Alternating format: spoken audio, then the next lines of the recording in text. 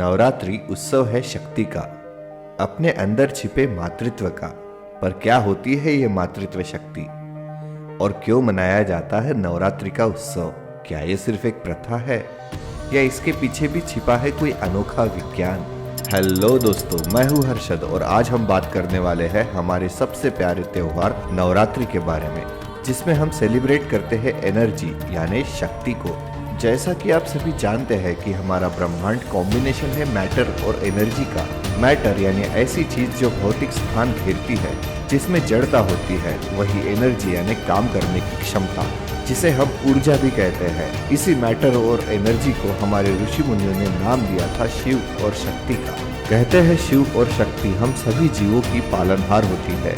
मतलब हमारे पूर्वज सीधे सीधे हमें ये कहना चाहते थे कि मैटर और एनर्जी ये वही दो चीजें हैं जिससे पूरे ब्रह्मांड का निर्माण हुआ है। पर सबसे पहले कौन आया, मैटर या एनर्जी? इसका जवाब आज विज्ञान के पास है। विज्ञान कहता है इस पूरे ब्रह्मांड का निर्माण बिग बैंग यानी एक महाविस्फोट से हुआ है। और महाविस्फोट यानी महाभयंकर ऊर्जा का एक तांडव। यानी सीधे सीधे तौर पर हम ये कह सकते हैं कि सबसे पहले आती है माँ शक्ति यानी ऊर्जा, और उसके बाद आते हैं हमारे शिव यानी मैटर। पर जीवन के लिए दोनों महत्वपूर्ण है। दोनों में से अगर एक भी ना हो तो हमारा अस्तित्व होता ही नहीं। इससे जुड़ी एक इंटरेस्टिंग कहानी हमें पुराणों में मिलती है। कहते हैं एक बार शिव जी अपने ध्यान में इतने मग्न थे कि कई दिनों तक उन्होंने शक्ति स्वरूपा माँ पार्वती से बात तक नहीं की। इसीलिए माँ पार्वती को बेहद गुस्सा आया और वो उनसे रूठ कर कहीं दूर चली गई। ऐसा होते ही धरती पर हाहाकार छा गया। जंगल सूखने लगे, पशु पक्षी मरने लगे और सभी जीवों का अस्तित्व खतरे में आ गया।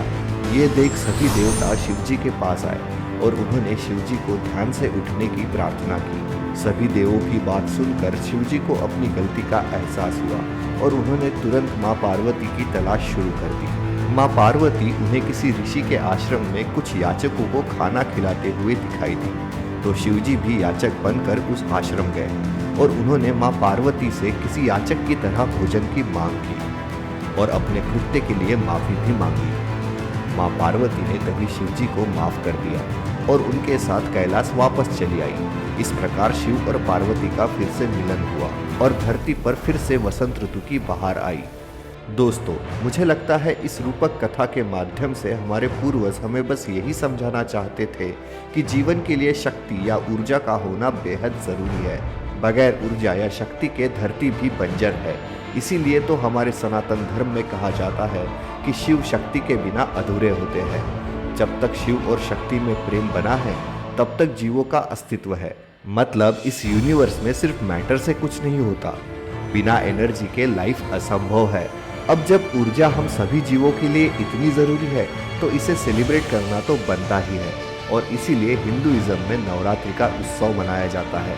दोस्तों, आपको शायद एक या दो नवरात्रि के बारे में जरूर पता होगा, पर हमारे धर्म ग्रंथों में कुल 4 नवरात्रि का स्पष्ट उल्लेख है: वसंत, आषाढ़, शरद और पौष नवरात्रि। और आपको ये जानकर हैरानी होगी कि इसके पीछे छिपा है बेहद बड़ा विज्ञान। दरअसल सूरज के चारों ओर परिक्रमा करती हुई हमारी धरती 23.5 डिग्री में टिल्ट होने के कारण यहाँ अलग अलग मौसम बनते हैं, और चारों नवरात्रि मौसम के इसी बदलाव के बीच आती है।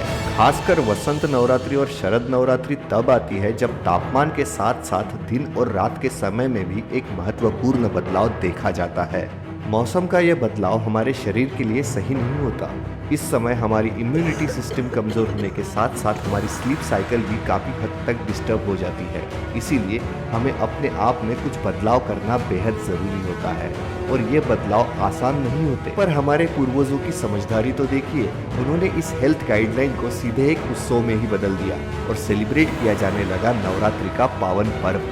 तो आइए जानते हैं नवरात्रि के कुछ रोचक तथ्य। Mitochondria is the power house of the cell. इस फैक्ट को तो आप सभी ने बचपन के साइंस किताबों में पढ़ा ही होगा। मतलब विज्ञान ये मान चुका है कि माइटोकॉन्ड्रिया ही हमारे खाने को एनर्जी में बदलता है। पर क्या आपको ये पता है कि ये माइटोकॉन्ड्रिया हमारे ह्यूमन बॉडी को सिर्फ और सिर्फ मदर डीएनए से ही मिलता है। मतलब वो माँ ही होती है जो हमारे शरीर को शक्ति का स्रोत देती है। इसीलिए तो शक्ति यानी ऊर्जा को हम फीमेल जेंडर मानते हैं। हम अगर चाहते हैं कि हमारा शरीर स्वस्थ रहे तो हमें समय समय पर माइटोकॉन्ड्रिया को डिटॉक्स करना बेहद जरूरी है और इंटरमिटेंट फास्टिंग यानी उपवास इसका सबसे बेहतरीन ऑप्शन है। विज्ञान के अनुसार इंटरमिटेंट फास्टिंग यानी उपवास से एज रिलेटेड डिसीज काफी हद तक कम हो जाते हैं और इस तरह हम एक हेल्दी लाइफ बड़ी आसानी से जी सकते हैं। अब जरा सोचिए, जो साइंस ने अब जाना वो हमारे पूर्वज हजारों साल पहले ही जान चुके थे, इसीलिए तो उन्होंने नवरात्रि के उत्सव में उपवास को बेहद पवित्र माना था। अब बात करते हैं रंगों की और डांस की। जैसा कि आप सभी जानते हैं, नवरात्रि के 9 दिनों में अलग अलग रंगों को बेहद महत्व होता है। पीला, हरा, भूरा, नारंगी, सफेद, लाल, नीला, गुलाबी, बैंगनी, ये 9 रंग इसी सीक्वेंस में 9 दिन पहने जाते हैं और साथ ही साथ रात को आयोजन किया जाता है गरबा का। अब आप सोचेंगे कि इसमें भला क्या लॉजिक हो सकता है, तो इसका जवाब मैं आपको देता हूँ। ये सब होता है एंडोर्फिन के लिए। दरअसल मौसम के बदलाव के कारण इन दिनों हमारी बॉडी काफी सुस्त हो जाती है और हम दिन भर थकावट महसूस करते हैं। इसीलिए हमारे मूड को फ्रेश रखना और बॉडी को एक्टिवेट रखना बेहद बड़ा चैलेंज हो जाता है और इसी समस्या का उपाय हमारे पूर्वजों ने कलर साइकोलॉजी और डांस में ढूंढा। कलर साइकोलॉजी वो विज्ञान है जो हमें समझाता है कि कलर और हमारे मूड स्विंग का सीधा रिश्ता होता है। इसीलिए नवरात्रि के 9 दिनों में अलग अलग रंगों के साथ खेलते हुए हम अपना मूड फ्रेश रख पाते हैं और ठीक इसी तरह रात को गरबा खेलकर हम अपने बॉडी को एक्टिवेट भी रख सकते हैं। डांस से रिलीज होता है एंडोर्फिन जो हमें पैशनेट बनाता है और हैप्पी फीलिंग भी देता है। ये तो हो गई सारी वैज्ञानिक बातें, पर दोस्तों क्या आप जानते हैं नवरात्रि एक साइंटिफिक फेस्टिवल होने के साथ साथ एक सोशल और फिलोसॉफिकल फेस्टिवल भी है।